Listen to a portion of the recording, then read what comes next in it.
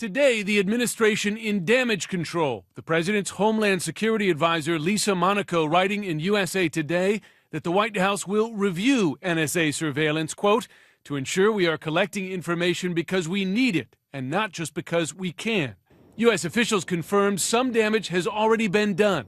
It's created significant challenges in our relationships with some of our partners.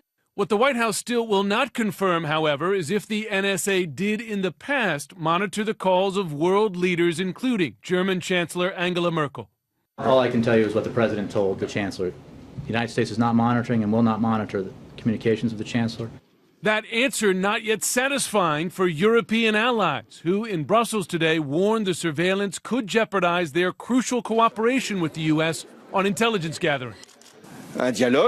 We have an ongoing dialogue with the Americans regarding both the past, what's been done, but it should also, and most importantly, deal with the present and the future. But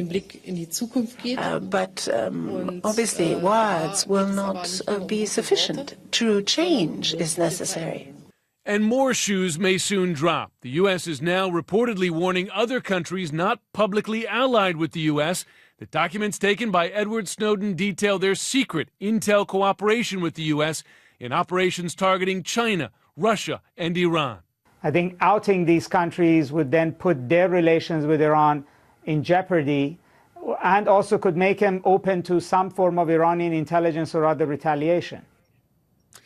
For some of these countries, it can be particularly damaging for it to become public that they're cooperating with the U.S., so the possibility of those revelations particularly dangerous. And just after the WikiLeaks cables were released, there was a real problem for the U.S. in terms of other officials talking to U.S. diplomats abroad. They were worried that whatever they said might be made public someday. This potentially even more damaging because we're talking about very secret information here, not just diplomatic cables, but top secret information, intelligence gathering, a real danger for American intelligence activities abroad. Wolf. Yeah, when you have U.S. ambassadors in allied countries, NATO allies, being summoned in by the foreign minister for formal complaints about these reports, certainly that makes John Kerry, the Secretary of State, his job, as difficult as it already is, even more difficult.